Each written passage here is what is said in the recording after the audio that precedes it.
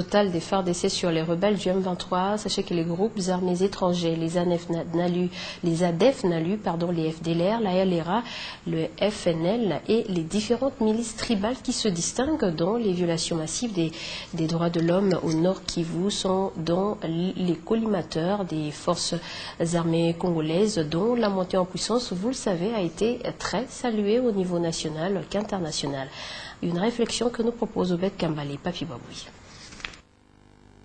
Après la neutralisation de la rébellion pro-rwandaise du M23 par les vaillants éléments des forces armées de la République démocratique du Congo, dont la prouesse est saluée tant au niveau national qu'international, les groupes armés étrangers, notamment les ADF Nalu, qui écument encore dans le territoire de Béni, les FDLR, la LRA et les FNL, doivent bien se tenir. Ils sont désormais dans le viseur des FARDC. Les différentes milices tribales qui pilulent dans la province du Nord Kivu et qui sont auteurs de plusieurs exactions sur la population civile doivent aussi savoir que c'est vers eux que les canons des FARDC sont désormais tournés. Ces forces négatives qui se livrent au pillage des ressources naturelles congolaises sont à la base des déplacements massifs des populations, des compatriotes dépourvus de tout dans des camps de déplacés au Nord Kivu. Le porte-parole du gouvernement, Lambert Mende, a été formel lors de son dernier point de presse.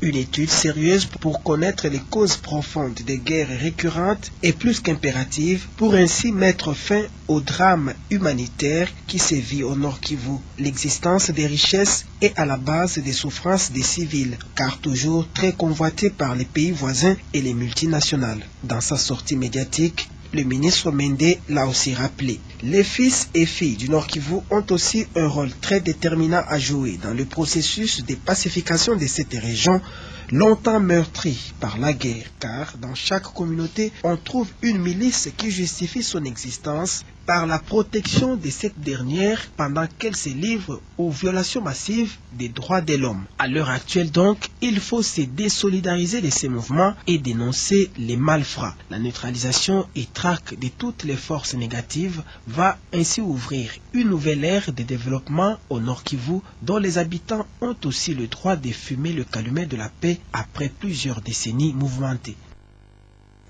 Et ce message de